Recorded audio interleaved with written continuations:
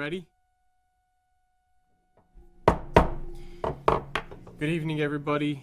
I'd like to call to order our planning board tonight, Wednesday, November 12th, 2025, here at the Fuller Meadows School, 143 South Main Street in Middleton. We do have a public agenda, a public hearing tonight, but before we open that, I would like to entertain a motion on the approval of our October 8th, 2025 minutes.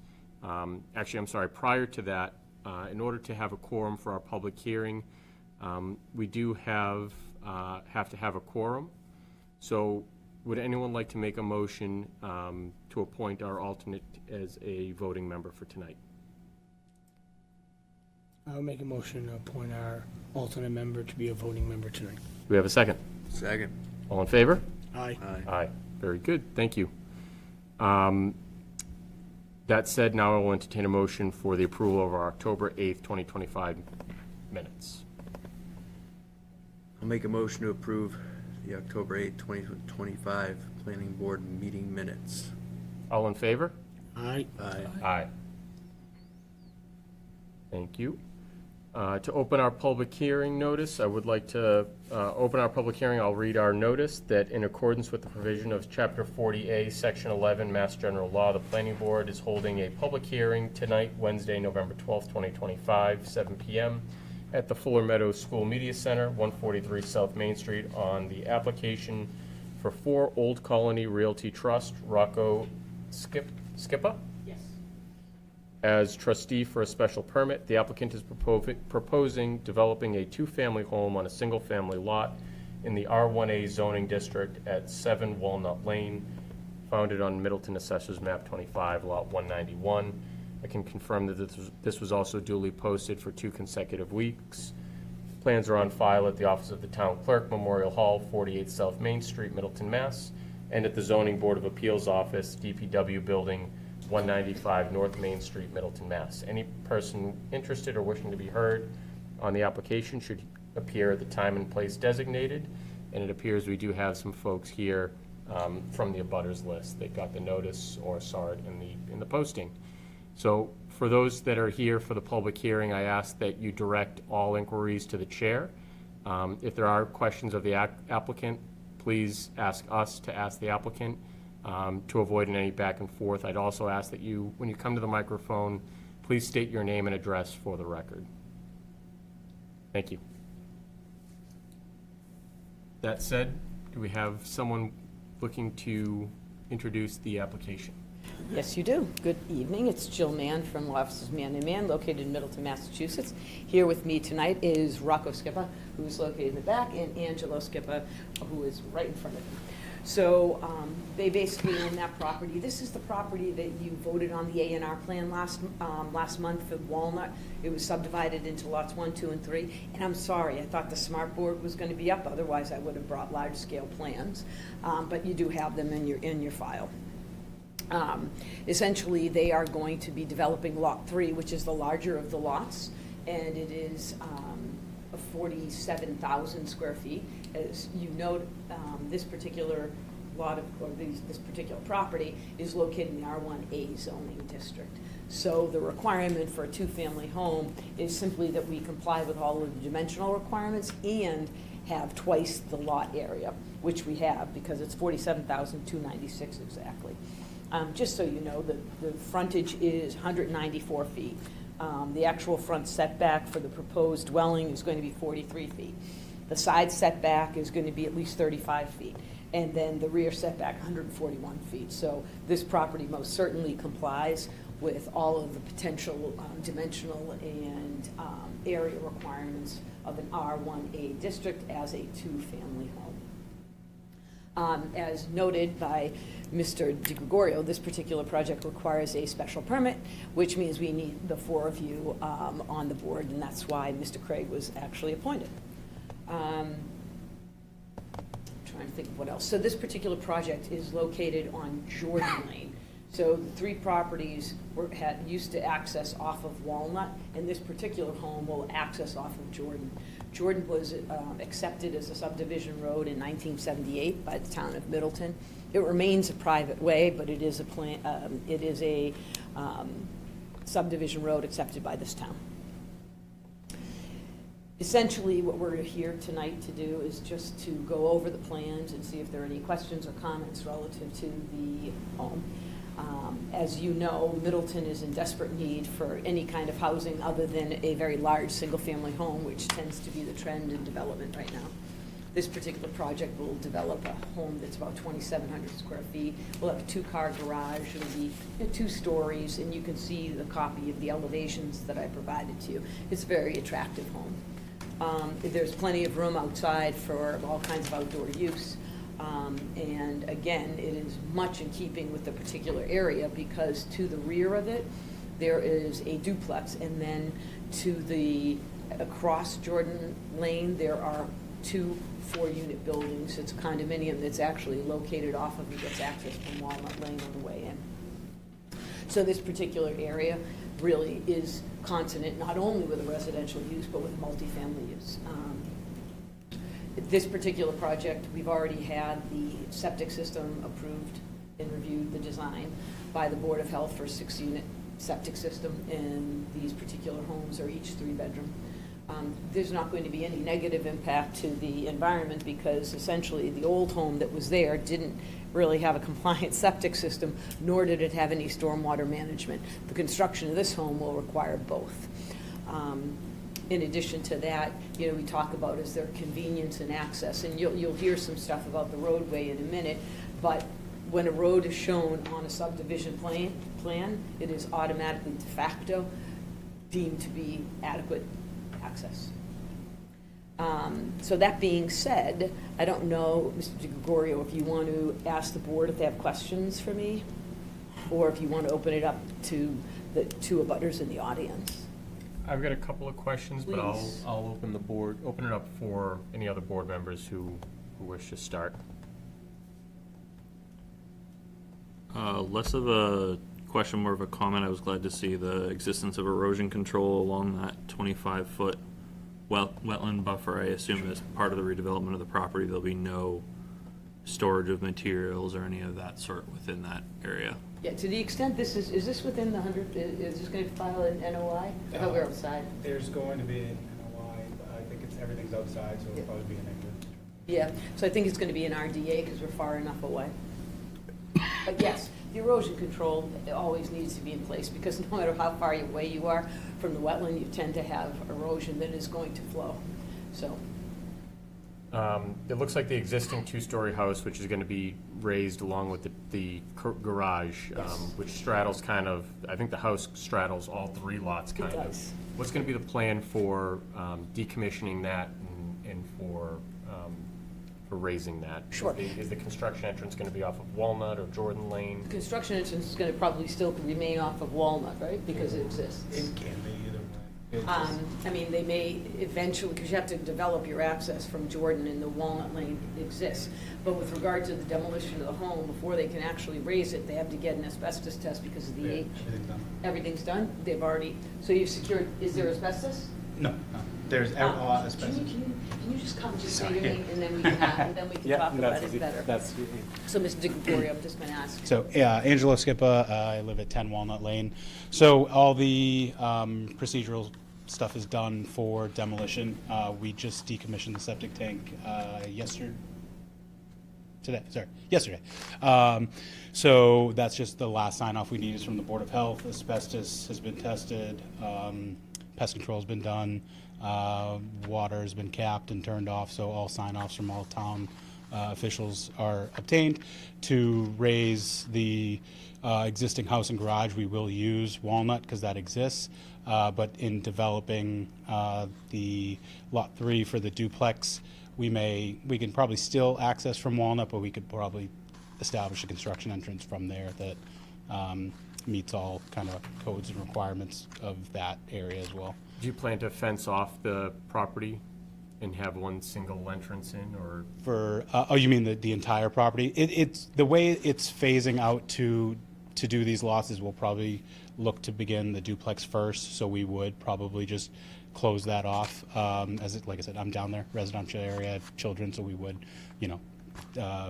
secure the property, the whole entire perimeter, and then as we go, we'll go to Lot 2 and Lot 1 to develop those as well. Got it. Thank you. Yeah, makes sense. just in case. I was trying to see it on the plans, but I couldn't really tell. I know that there is a good amount of trees. What are the amount of trees that we're looking to take down versus save, and how are you minimizing the natural impact? I think we have to, first and foremost, was figure out the, which I think is just about done, was that septic design. I know that's the trickiest part in working with Chris, because obviously in the areas of the septic, we have to eliminate, just about everything in those spots. So once we're able to raise the house and kind of lay out the design, I think we can have a better idea of what will need to go. Like I said, I'm down there as well, and we like the kind of natural look of being back in the woods over there. So, I mean, our intent is to try to save what we can. I can't speak to that yet until we lay out the septic. My guess is, on your approach, the entire front is gonna have to Yeah. be taken down, because there's no way to do that. So that first, between the street and the actual house, my guess is everything will be removed, and then the location for the septic, which is on the other side where the wetlands isn't, but behind is 141 square feet to the back line. Most of that will remain. A lot of it's in the do not But I do disturb. know some of the neighbors are very concerned about some of the trees, because they're those very, very large pines. So to a certain extent, there's going to be some selective clearing based on some neighbor comments. Gotcha, okay.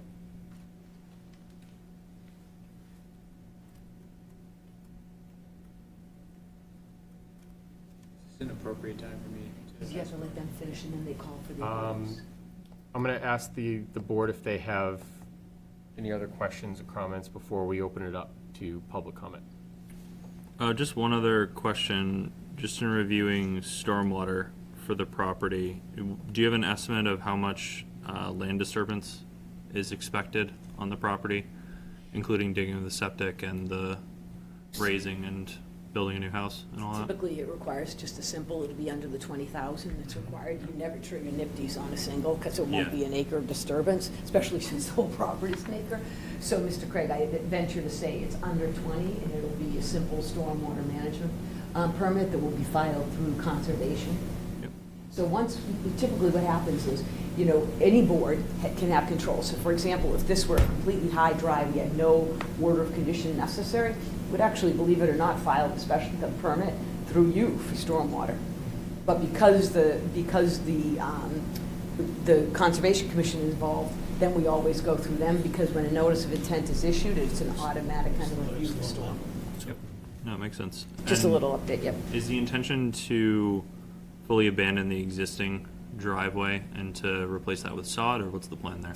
The existing driveway, I believe, just not looking at it right now, I think that doesn't really fit the use of actually, no. The existing driveway gonna somewhat say. works on that, which that's the different a lot. So this is a good question, Mr. Craig. So that, the drive crosses the existing home, crosses at least one of the other lots. It might even straddle it, and then enters. So it will be abandoned to a certain extent, but we It was can't say somewhat until the repurposed others. for the Yeah, other lot. we're not going to use it for this particular residence. Yep. That falls on lot 2.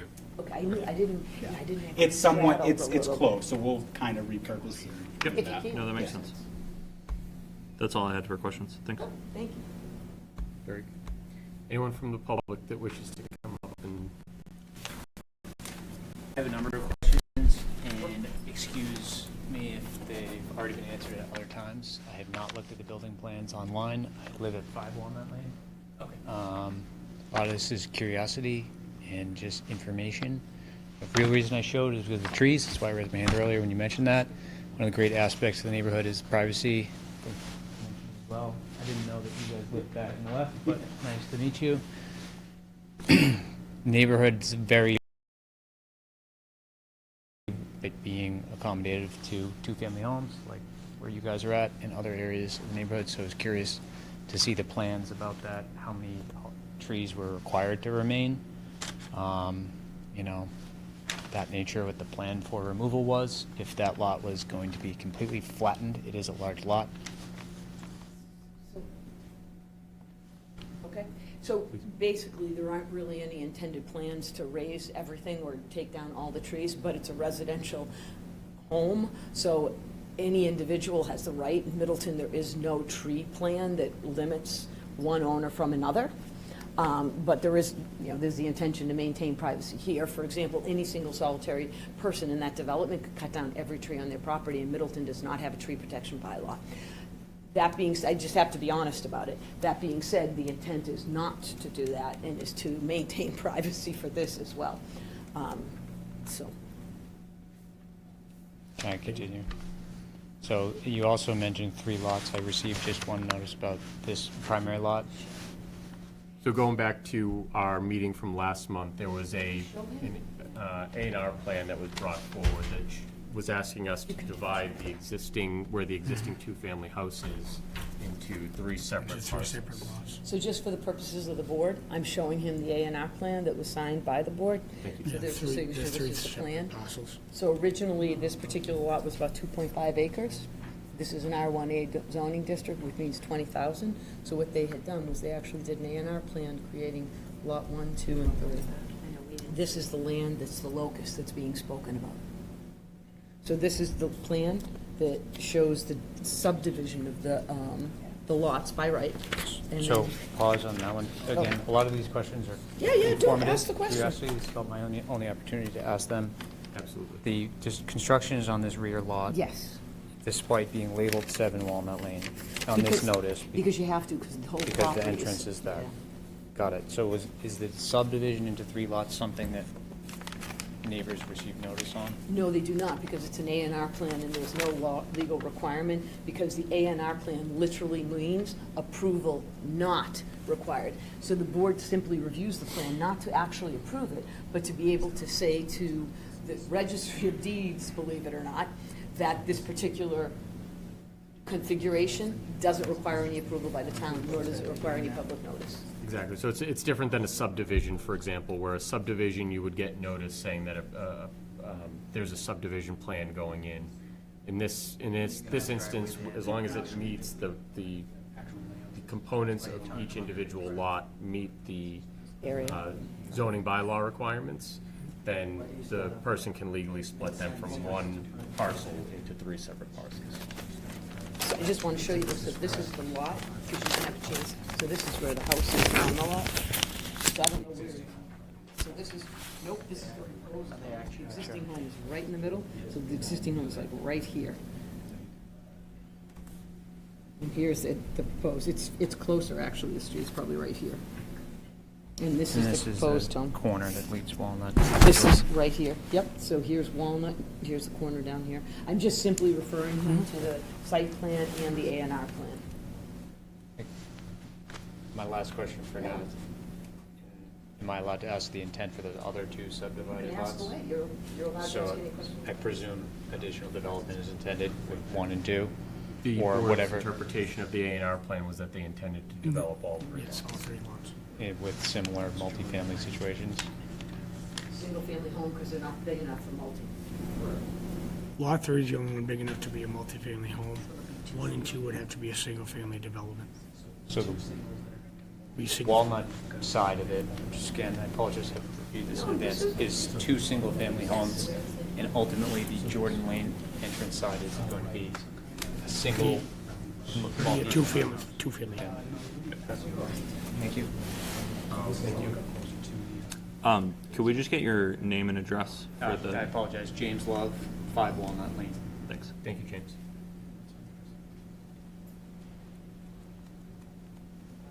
This here, they can make it two-family. Oh, what you do, too. Hi, Julie Tremblay. And Dave Tremblay, we own the property across from that, 6 Jordan Lane.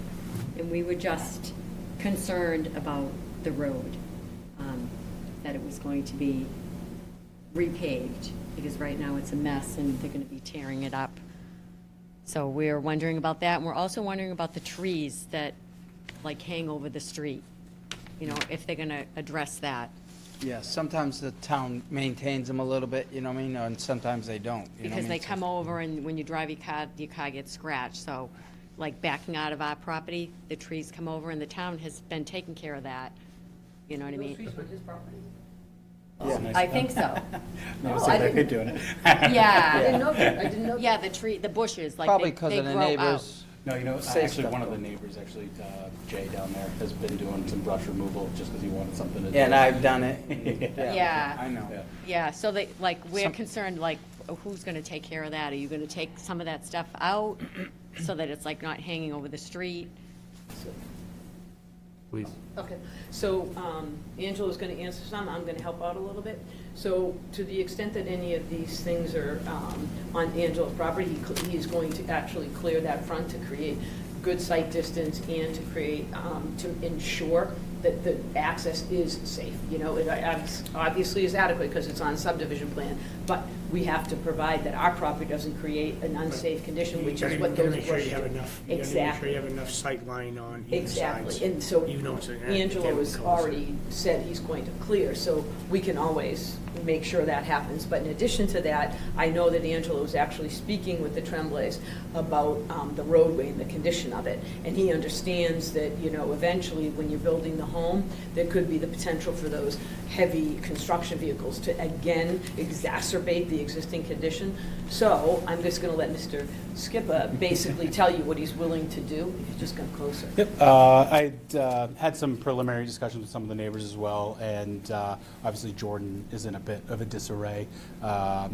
Again, one of the neighbors I coordinated with, he put some patches down on some of the potholes, but I am committed to repaving that road to help kind of along with whatever we disturb, you know, for water and heavy equipment and stuff like that. So it kind of benefits everybody to be a Where good you live neighbor. on the and road too, I I'm gonna, expect. exactly, I'm gonna live there. It's benefit all of us, so. Jill, I have a question for you. Is this road approved by the town? Yes. Subdivision road, approved by the town, but maintained as So private. Jordan Lane is maintained as a private road? Uh-huh. So, based on my discussions with the Tremblays, it has been very, it's the same thing. Remember Cherry about 20 years ago? Yep. It was in a state of disarray, and then the town put in place that requirement that if you can get everybody on the road to agree, the town will pay for half, and the pay for people half, on the, yep. you try and get people to agree. So the problem has been, there hasn't been a Enough people on, coordinated yeah. agreement. So Mr. Skipper has basically said, look, I'm coming in, I'm gonna be making the conditions probably a little bit worse, not much worse, because it's pretty hard to do that if you saw the condition. And so he's gonna fill the potholes, he's gonna come over, he's gonna pave it so that, you know, the existing traveled way is an improvement. That's what he's gonna do. And I think there are issues, you know, cracking and other things, right? And you're just gonna. It's just a mess, so. Yeah, so he will address that. Are they putting new, do you have to do new water lines or anything like that down the street, or everything's good? No, I mean, there's been some discussions on the engineering with the water department and Chris. I don't believe they've come to anything significant yet on what we're doing, so in regards to the water, so I'm still kind of waiting for definitive answer there, because I think it's a bit of a hodgepodge down there on that. It is Yeah, a I don't know. No, it is a I have no hodgepodge, 'cause idea. I was I think- made aware. I think there was a 1-inch line coming to my house, and then somebody tied Yes. off that. Yeah, so that's what we're trying to figure Yeah, out. off of 1-inch. There's some domestic, we're in the process of figuring out what's going on under the ground there, so. Yeah. Looking at our department review list, it does show DPW. The applicant does not yet show or explain how we plan to get water to any of the 3 lots. I know we're only talking about one of the lots for now. We need an engineering plan on how they plan to do so. So I think But the not existing tied home off has it. water. It does, we just cut So- that off, so. Yeah, so there is the And we're all set on Walnut as well, because that water, 6 years ago, I improved that water line and extended it to where 8 and 10 are. So we already know those, not that we're here for that, but we already know those 2 lots are fine coming off of Walnut of the existing 4-inch main. That's what was confirmed with the water department, and like I said, as of now, Chris at Sparargus is working with the water department to figure out what exactly is under the ground and how to make that final connection for Jordan. I know that it looks like you guys are planning to go in front of the conservation on their December 3rd meeting. Is that correct, with a plan for the septic? And I know that the landscaping, a lot of it depends on the septic design and where it's going to go.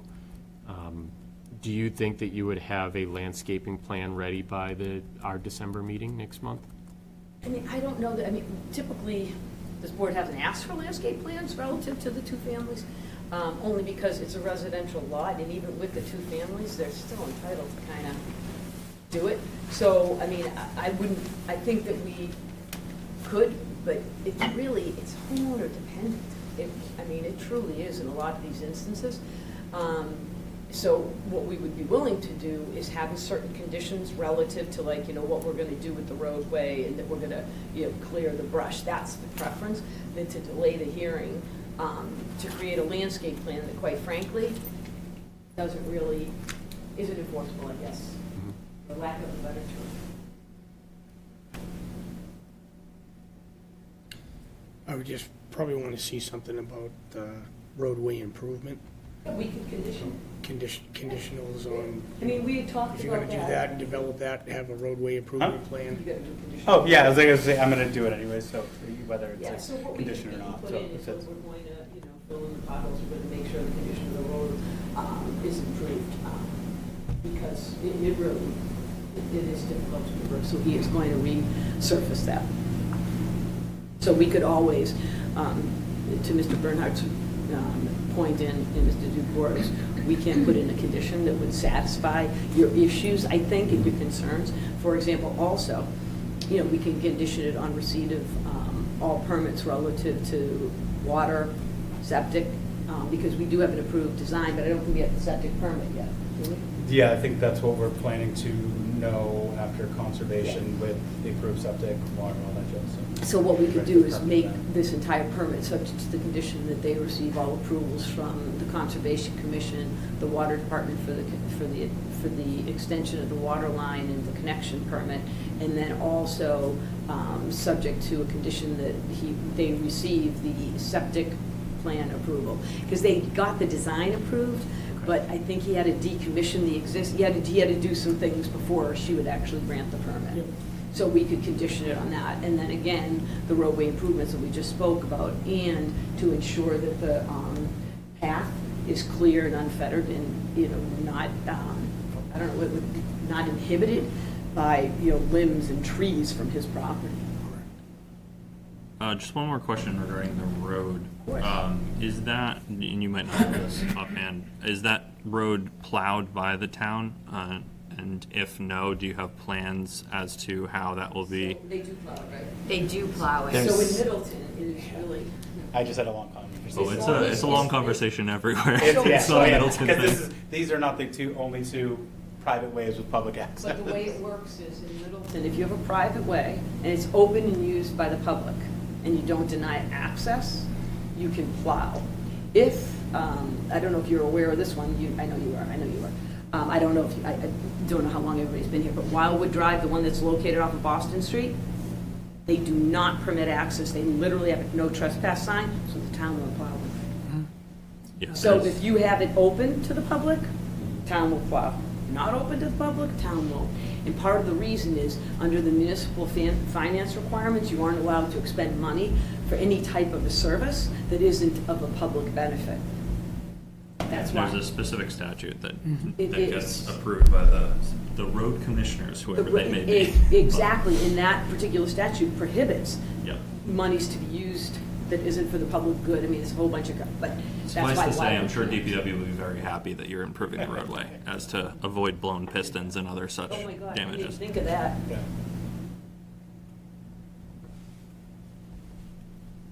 James Love, 5 Walnut. What is the total time frame?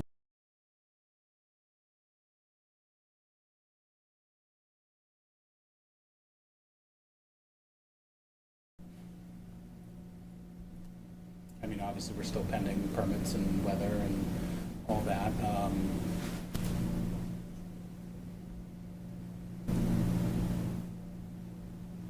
Stuff is I can give you my construction answer on how well we do, but it's typically a little bit longer. But I'd say depending on how concurrently we do them, it's somewhere between 8 and 12 months. But again, it depends on kind of the phasing of that. So each dwelling would be between about 8 and 12. And this one, you're starting first? Yes, And because this one will be ready, because of the special permit process, we obviously had to have the architects begin drawing, so this one is the first that'll be shovel ready. Are you willing to build this winter, or are you going to wait till conditions permit? I think if conditions permit, we're probably willing to start this one right away. So, And from my experience, 8 to 12 months is probably a pretty aggressive plan as far as getting everything completed. I would say that, from start to finish, it wouldn't surprise me if it was a year and a half. Yeah, if you're talking from the first door to the last door, yes. I just meant for each dwelling, I'm typically in that range. So is the intent to concurrently develop? So in all transparency, the first two, pretty close. The last one might be a little bit behind because it is going to be that's going to be a house that I'm building for myself. Okay. Is there, So I am staying in the neighborhood to show that, I'm not going to try to ruin this. I do plan to stay there, so. It's already gone. so multi-year construction plan, and what are the town rules? Or if there are any, I have no idea, but, No timelines on our bylaws that. so not about duration, but of time. He just has to make sure that he renews his permits on time, and if he goes over, if they allotted time on a permit, he's gotta make sure he renews. So But there's no, my question is more about, like on a day-to-day, week-to-week regulation, like a 7-day week. Sun up to sundown. Yeah, the building, I Construction believe, type of stuff? I haven't been in Middleton, if anybody knows off the top of their head, but I know it's Monday to Saturday. Oh, I do. Which, okay, there you go. So there isn't any noise bylaw here, but typically we only allow construction 7 to 3. And then, I shouldn't even say that, we allow 7 to 7. I was gonna say- It doesn't end at night because we don't have a noise bylaw, but typically we don't begin before 7. We don't have a bylaw for it. Yep. Mr. DeGroy, we don't have anything. So We it's don't, just, If there's specific concerns, might be something we could potentially put as a contingency on that you can. on the approval. You can do it for these multis, you can't do it on the singles, but this, because it's special permit, you can ask it. Typically, honestly, it runs, the outdoor stuff with the heavy equipment, it's, all these laborers, they don't work, they work 7 to 3:30. And But the interiors, I can give you more of a kind of, as we go, a construction plan of what we do. Typically, like I said, it's usually, a lot of towns and cities permit us to go 7 to 7. We typically don't work 7 to 7. If we have guys starting at 7, it would always be like 4 or 5 on the exterior stuff at best. And then a lot of the times the guys will, if it's a bigger thing, 7 to 3. So again, I'm not going to try to ruin the neighborhood there too, so. All right, thank you. You're welcome.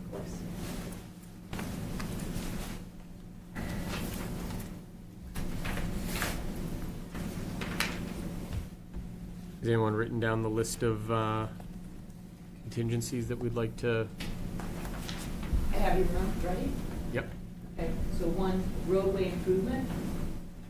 So when I say that, I mean, repaving, resurfacing, it's resurfacing, I don't want to, resurfacing the traveled way, eliminating the potholes.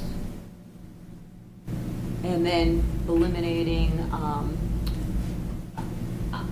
I don't know what to call, eliminating the trees. What do you call it? Like, It's tall pines, it's brush, like that's growing into the roadway that's existing. which okay, so I'm going to makes say the roadway more narrow than remove it really the is. impediments to travel, right? yep. You could probably do that Represented from the by road really quickly. trees, limbs, brush. Yeah, How's then that? it just banks, you know what I mean? Even if- Do you like that, Mr. DeGregorio? Like that? Removing Okay. impediments from travel along roadway emanating from Yeah, that's properties. what I was Oh, thinking. emanating, I like that better, yes. Like the elbows. Yep. And then 2 would be, Yeah. just make 2 would be the, what did I say 2 would be? Approvals necessary, water, Oh, thank septic. you. Thank you, Mr. Brook, because I said, yes, I have them written down. I do probably on my front sheet, not on my back. Okay. The special permit, right, contingent on securing all other approvals, including septic. Utilities. Pardon? Utilities. Yeah, oh, yeah, and septic installation and utility connections, right? And Concom approval.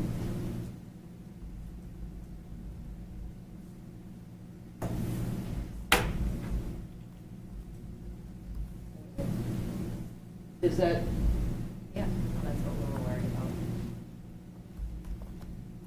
I'd also encourage the neighbors to formulate a plan going forward as far as maintenance of that way in the future. Just an encouragement to the neighborhood, by no means a stipulation that we can make. and I think that they have been trying, so we're hoping maybe this will stimulate it, because Mr. Skip has already personally reached out to a few people, so I think he intends to continue to do that, because he does live down there too, and it's in everybody's best interest.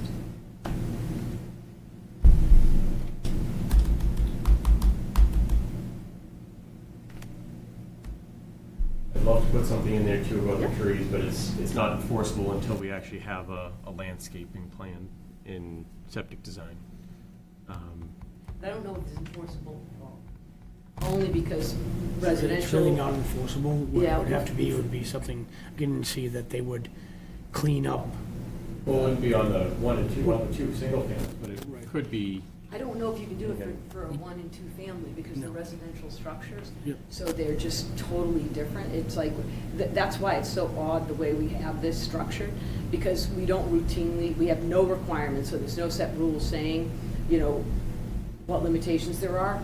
As a result, there is no ability to put in place like a definitive, objective plan, and it's never been done on other properties. Typically, we just approve them because they're residential homes, so people go in and they kind of do what they want.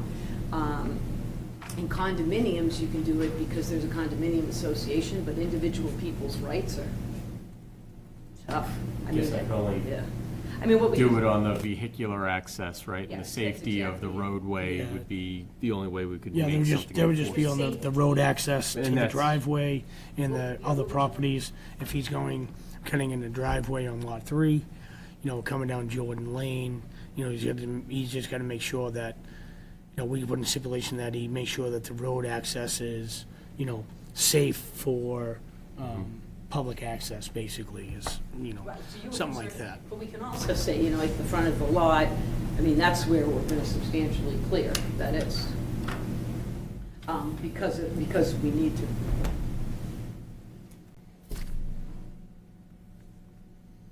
Yeah, both 4 and 6 are pretty clear on the front of the lot to Jordan Lane. Yeah, 8 is clear to the front of the lot.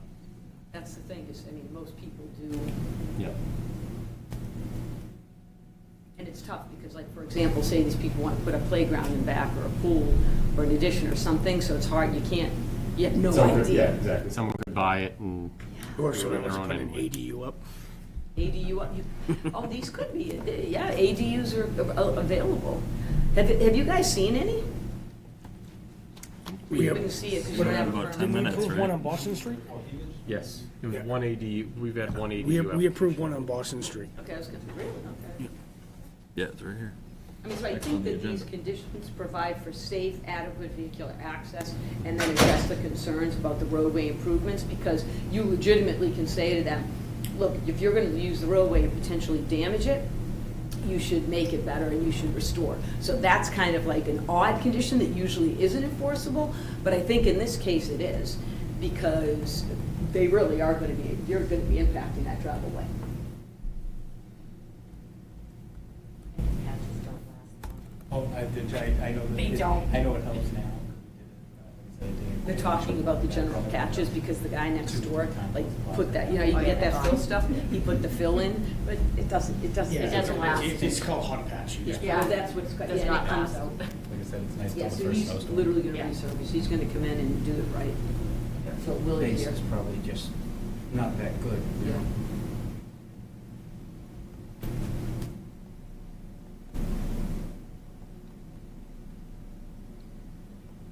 Very good. Any other questions by the board? If not, I will entertain a motion with conditions.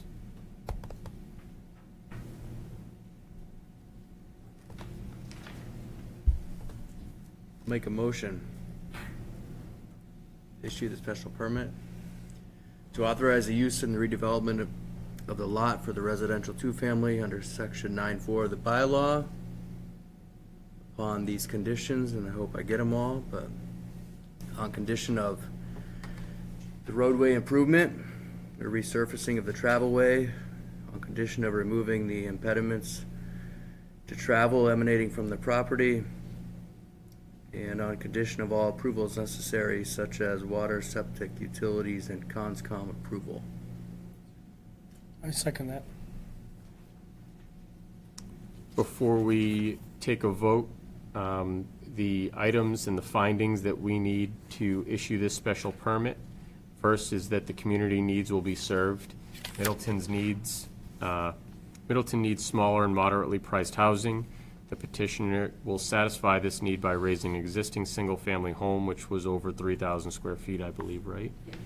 And constructing one structure with two moderately sized townhouses, creating 2,713 square feet of living space, both to be 3 bedrooms and a 551 square foot garage and unfinished basement. Compliance with minimum area and dimensional requirements. This property does comply with all minimum area and dimensional requirements, and the proposed structure complies with all height, setback, and density requirements for the R1A district. As shown on the site plans and floor plans, the property contains 47,296 square feet of land, which is more than twice the area requirement for a single-family home in the R1A district. Access is adequate to ensure safe vehicular and pedestrian traffic. The conversion of two to one, or one single-family to a single two-family, I don't think it impacts the vehicular traffic all that much. And by the necessary raising of trees, that'll create adequate sight lines for people on that private lane. Utilities are adequate as your conditions for permits on conservation and DPW for water. Residential use is consistent with the neighborhood character. As we've mentioned, there are multifamily structures in that area, and there are no negative impacts on the natural environment. So based on those findings, I will encourage a vote of yay or nay. All in favor? Aye. Aye. Any opposed? Passes unanimously. Now, I think we never took the vote on the special permit. Yes. Shad moved, and then you just have to. Move again? Do we have a second to Shad's special permit approval with the conditions noted? I have a second. All in favor? Aye. Thank you very much. I'll update the decision, and I'll send it over to you. Thank you. Thank you. Appreciate your time tonight. Thank you.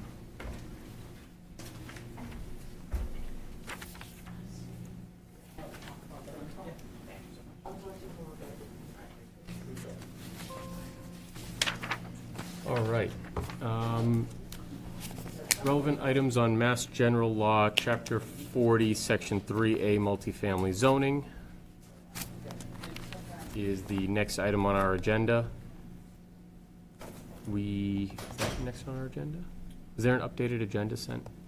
Yeah. Yeah, I have I think I might be looking at the old agenda one second. 196 Boston Yep. is next. Sorry, I was looking at the old agenda.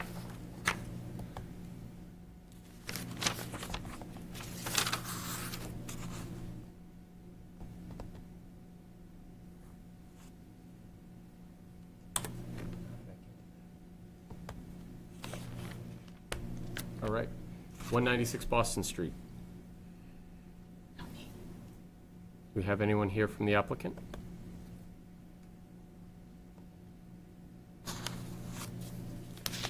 ADU.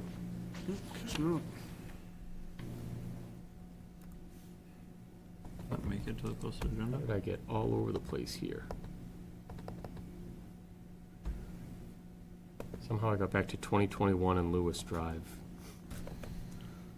Yeah, my computer was all screwed up too. Let's try and fix that. Yeah, it's on the posted agenda. Yep.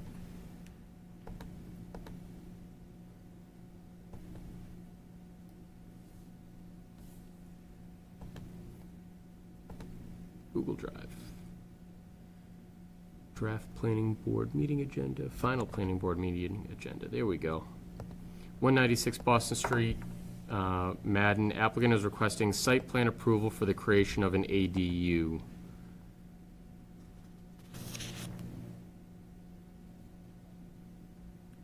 Nobody here from the applicant to explain what they're looking to do, other than create an ADU? Really not. I don't see application materials.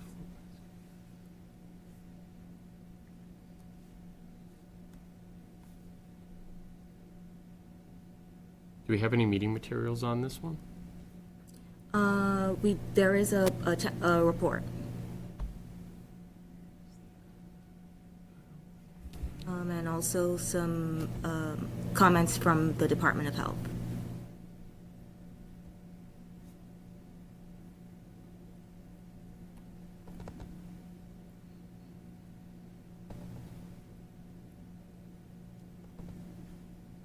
There we go. 196, let's see. Reviews and reports, Department of Health comments. Title V was done in 2004, states that this is a 3-bedroom and has a 3-bedroom deed restriction on the system.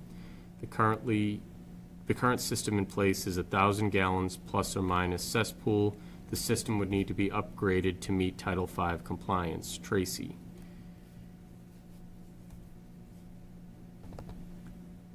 Planner report.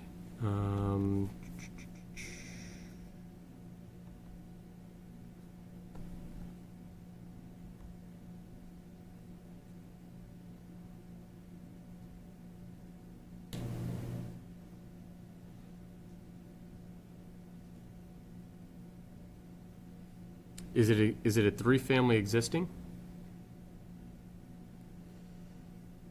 Let me just double check. It's 2-family. Currently it's 2. Deeded Just to. 2 units that they're Okay. trying to Two create. units 3. deed restriction for 3, and they're looking to add the 3rd through an ADU. Is it deed restriction for 3 units or 3 bedrooms? 3 bedrooms, sorry. Mm-hmm.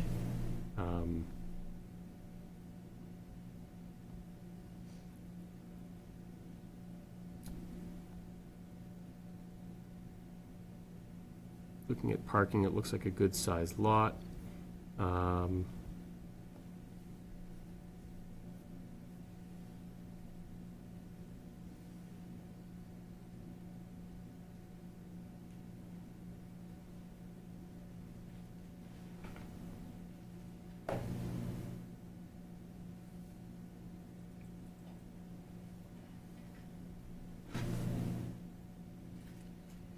So it looks like the proposed project meets the minimum requirements for the lot size, frontage, setbacks, heights. There is an existing driveway to allow access.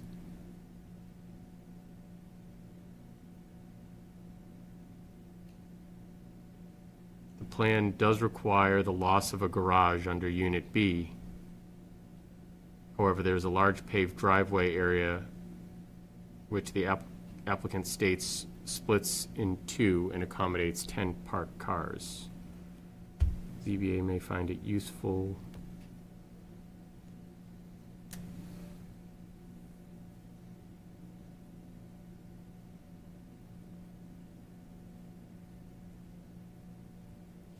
Has anyone from the building department reviewed their plans yet?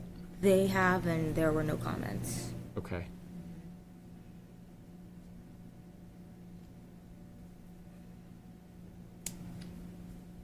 Town planner recommendation, following a presentation by the applicant at a discussion with the ZBA regarding items raised in this report, the interim planning director recommends the ZBA approve this site plan as submitted with ZBA general conditions, the following special conditions and any other conditions that arise over the course of the discussion. Ensure the entrance to the ADU is well marked with the unit address. Additional questions to consider. The applicant state there are 10 off-street parking spaces. how many cars are currently parked there on a regular basis, and what is the parking arrangement? How does vehicular circulation occur currently? Will that circulation pattern change with the addition of more cars? And what is the overflow parking plan for visitors? So Delia, overall in your assessment and review from the ZBA meeting, you think that this looks adequate? Yeah, so the hearing is going to occur next week. So the ZBA meeting hasn't occurred as yet. We're hoping to include whatever feedback you guys have from tonight Okay. in the, in this actual report, actually, for the ZBA.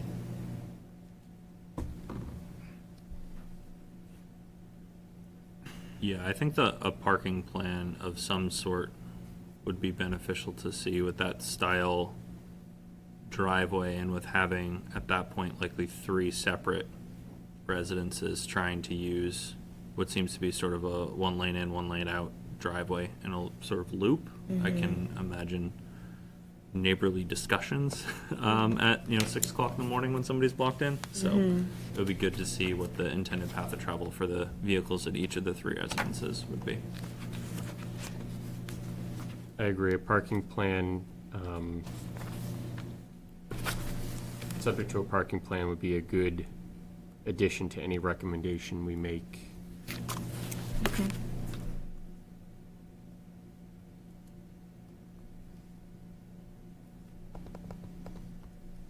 There's no further discussion or comment. I will entertain a motion for a positive or negative recommendation with conditions regarding the parking plan.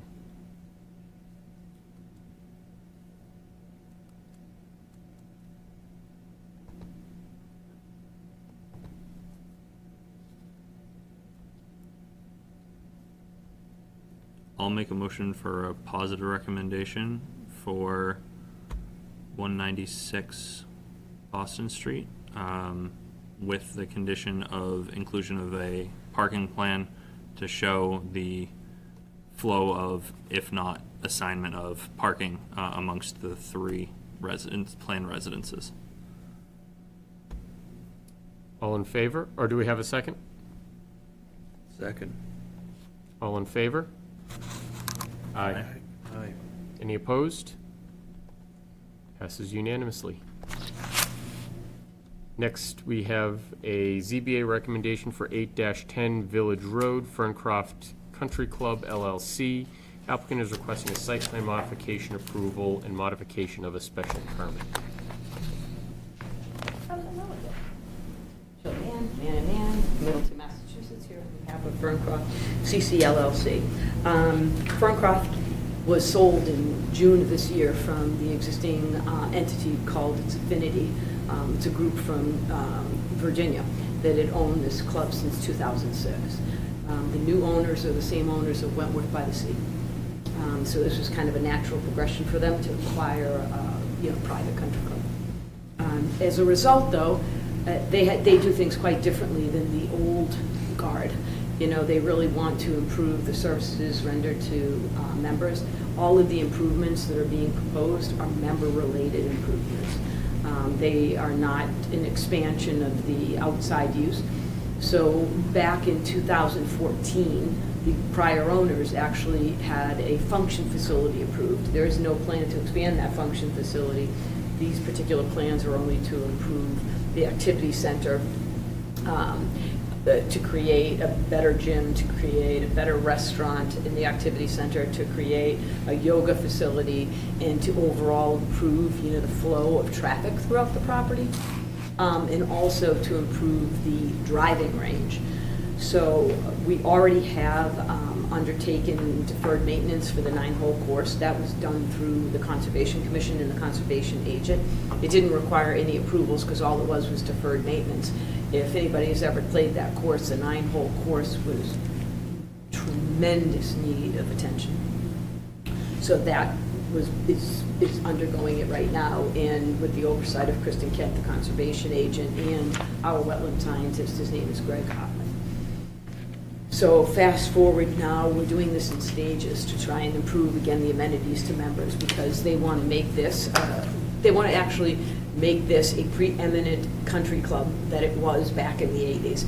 So they don't want people just going there to golf on a Sunday and a Saturday and having more of like a league of golfers. They want to expand it so people want to come there to play tennis, bring their kids to learn, bring their kids in the summer, and then also have a community, a social connection here. So what they're planning on doing is actually, as I said, they are redoing the entrance to make it a little bit more noticeable. I don't know how many of you have ever gone to Ferncroft. I go there all the time. I pass that driveway. I'm not kidding you, at least 50% of the time, drive right by it. So they are redoing that entrance, and they're going to modify how it actually enters. Right now, you drive in and it's what is that, like a 120-degree angle? Yeah. So they're going to make it a better angle, a more appropriate angle, and then put up some walls just to make it more noticeable. As I said, they're going to construct an addition to the activity center. It's a little bit over 5,000 square feet. It's like 5,500 square feet, and it's just to make a fitness center and to put in a yoga center. And then the rest of that building, they're renovating the existing restaurant that currently services the pool, and then any members who want to go to the activity center. They're making it potentially a full year-round restaurant. And if I do that, I have to go back and get more approvals from the liquor licensing board. But in the meantime, we're going to improve that restaurant so you can actually eat inside. Because again, if you've been there, all it does right now is service the pool. It used to be a full restaurant, and it changed. So that's one of the changes. The other thing is this club does provide for children's camp. The problem has been, there's no real accommodations for the kids. So what they're proposing to do is expand the patio in the back where the pool is, put impervious pavers so it doesn't really impact the flow of storm water or infiltration, and then to put in a kids cabana so that when the kids go to summer camp, if they have to go indoors, there's a place to do arts and crafts, there's a place for them to land and the parents to go to. So that's being proposed. They also are actually going to redo that driving range. So currently the driving range, you probably don't even know it's there. It is 500 feet back from Locust Street. But when you go into the Ferncroft, if you stood at the entrance, it's to the left. We call it the softball field because that's what it used to be, and it's all the way going toward the 9-hole course. Like I said, it's about 500 feet, maybe even more from Locust Street. And right now we have outdoor driving ranges. But obviously the members really would like there to be a covered range, very, very, very similar to what is now on 114. So where Richardson has it, that covered, it's very similar to that, and I have pictures in there for you. Plus they're just trying to make it better with the paths to actually access the the 9-hole course. In addition to that, they are going to expand that patio area, which I told you about, and they're going to update the facades of that activity center. If you've been there, it's quite old, quite used, needs help. And then, when the parking lot was originally approved, so this particular project was approved, the 18-hole was approved in 1967. And in 1967, they just stuck in that huge parking lot without any tree relief. Even then, in 1989, when they did the approval of the 9-hole course, they really didn't modify much. It was just this big, huge parking lot. This particular owner doesn't like that, so what they're doing is they're going to go in, they're going to repave the parking lot, and then they're going to put in tree wells.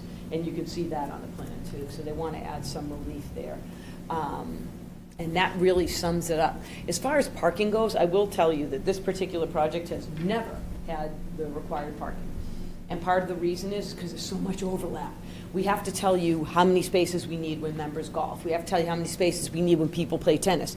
And unfortunately, there's nothing in our bylaw that says you can offset these kind of conflicting uses. So we have to take them all into account. So it ends up resulting in us needing 229 spaces. We don't need 229 spaces.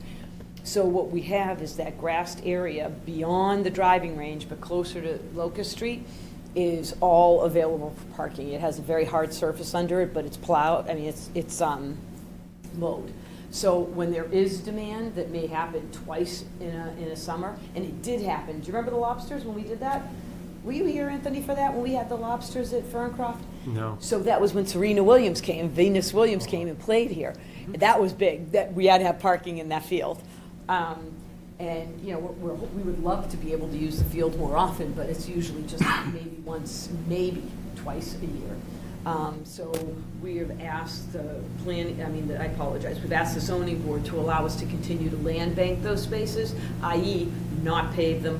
They're available for overflow, but not force us to create impervious areas that just don't get used. And that really is the whole request summed up. You know, I think this owner is really dedicated to trying to make this place, you know, a real cornerstone of Middleton and make sure that it stays healthy. And they're doing quite well. Membership is going well and they're happy, and I think the members are happy. Until they This get is their just bill one- when the dues are raised after this. Pardon? Until they get the bill when the dues are raised after this. I can't say much, but I don't think that's the case, and I think it's been the opposite. Because membership has been benefited. I don't believe it's going to have that effect because you know, it's hard for me to talk about the economics of it, but I can assure you that, you know, the membership is happy about these changes because we're even going to go back in afterwards, after we finish all of these additions, go back into the actual clubhouse. So I distinguish them, right? Activity center, they call it the bath and tennis. So bath and tennis is that whole activity center. When you drive in, there's that separate building. It's where the pool is. And then to the left is where you have the clubhouse. That's where they call it the 19th hole.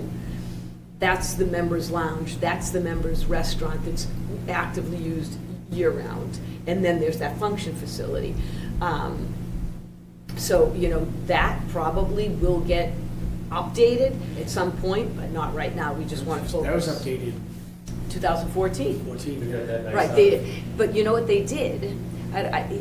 They created this roof deck, right? So they have this Roof deck, huge, yes. you'd think so, right? Nobody likes it because the weather gets rainy, windy, too hot. The complaints are unreal. So no, it doesn't get used like you would think. You'd think people like it. They think, oh, it's going to be great. They don't really like it. You're in the middle of nowhere and the sun's beating down on you. You don't want to be up there. Right, so what they prefer is, and we do have this on the first floor, we have a current ceremony place that's available right next to kind of Coppermine Road, believe it or not. And that's where they will do outdoor stuff. So they get married and then, you know, afterwards they pass drinks around. And we actually have a temporary tent there that we take down and put up. Because if it rains, then we have the tent. We can't put a tent on the roof. So people prefer that to that. So we've actually converted that rooftop into, we're gonna make it offices. And it's starting to happen. Offices that were in the activity center that they're going to now move over there and then use for the restaurant space. So they have a plan. They definitely have a plan, and they're executing it.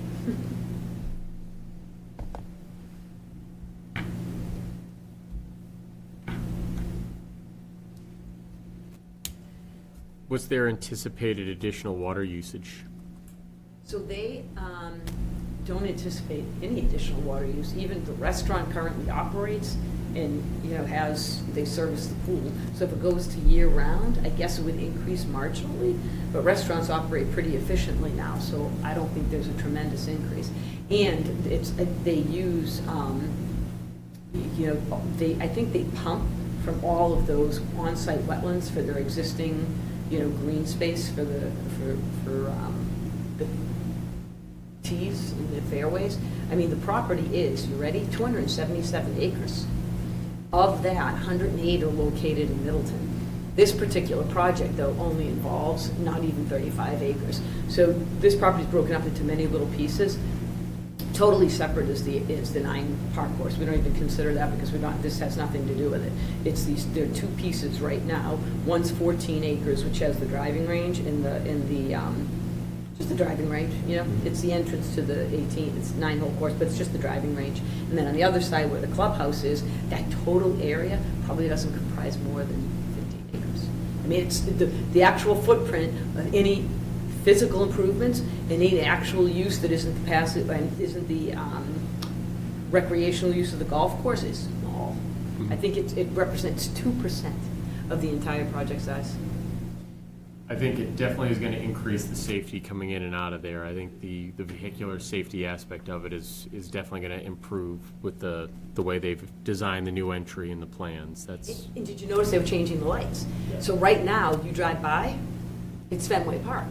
right. So they're changing it and they're changing the Dimming lighting. it a little bit. Yeah, so there'll be the dark sky component, which, you know, everybody was really excited about. So those lights aren't going to be and that's in there too, in the file. I don't remember if the whole file was updated to reflect it because they did a supplemental submittal.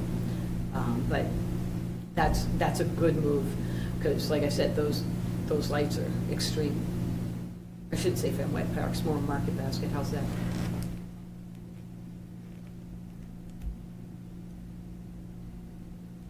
But you like the entrance change. I do. I Yeah. think that's, Yep. I'm the same way. You drive by there and they've got a couple of big boulders there, and you drive by, the time you get to the boulders, you're like, did I miss it already? I'm Yep. going around, I'm back by the driving range and circling back.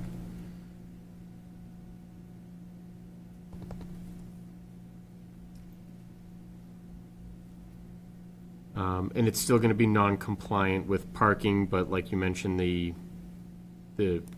parking restrictions there, it's so intermittent with the golf taking 4 hours, right? You're not gonna have people parking there at 8, staying there till 4 typically. Yeah, If they are there, they're there with families taking advantage of the amenities that are taking place at the pool and the, They don't Kids all area. yeah, like it's, Yeah. yeah. there's some They overlap overlap each at other. times, because you'll have like an outing, but again, the big outings don't occur that often. Mondays, when everyone's supposed to be at work. That's true, right? Isn't Monday the big outing day at Oh, these it's clubs? They Mondays. close, yeah. I do not belong to a private club, so I do not know. Neither do I. Can't afford it. Any other questions or comments from the board? If not, happy to entertain a motion for a positive or negative recommendation to the ZBA.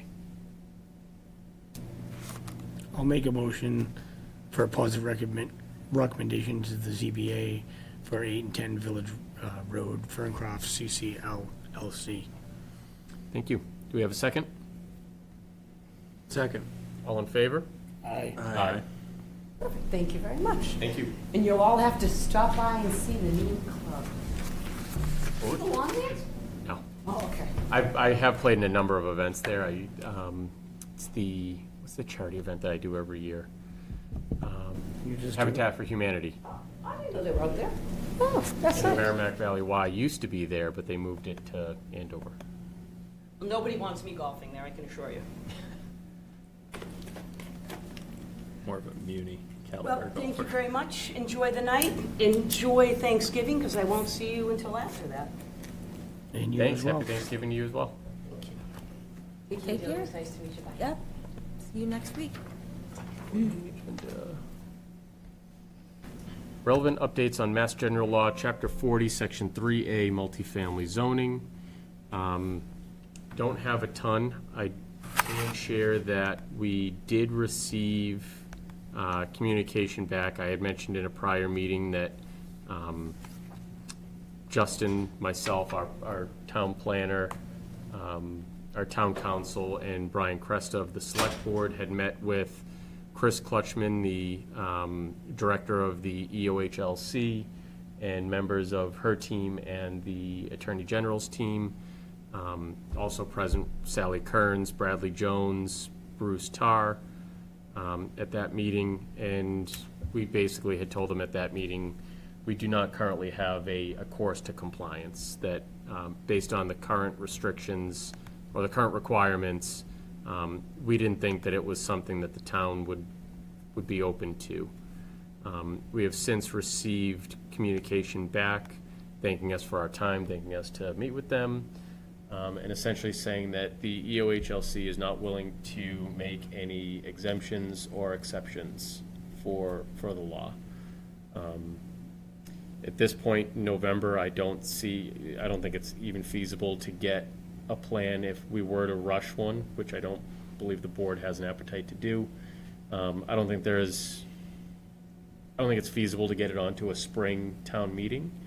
And I think it would be inappropriate to put it on any kind of fall special town meeting based on the 2026 governor's election. There have been certain candidates, I will be candid, that I've reached out to certain governor candidates already to ask their opinion of the law, whether or not they would support a repeal of the law or any changes of the law. So I'll be reaching out as candidates for the governor's race continues to try and gauge what different candidates' stances may be on 3A zoning, just so that we can do our part in informing each other in the town, what candidates' thoughts are on something that impacts this town pretty greatly and pretty significantly, since we've already been, had a $2 million grant withheld. So I'll keep everyone updated as I hear back, but I'm doing that as an individual, not as a planning board member, just for my own education on my own voting. But if everyone's interested, I can certainly keep us updated. Sounds good. Perfect. Any items not reasonably anticipated? No. With that, I will adjourn our meeting for tonight. Thank you. Oh, I'm sorry. Before I adjourn, I would like to close our public hearing. Our public hearing is officially closed. Now we can adjourn. Thank you. Should have done that before.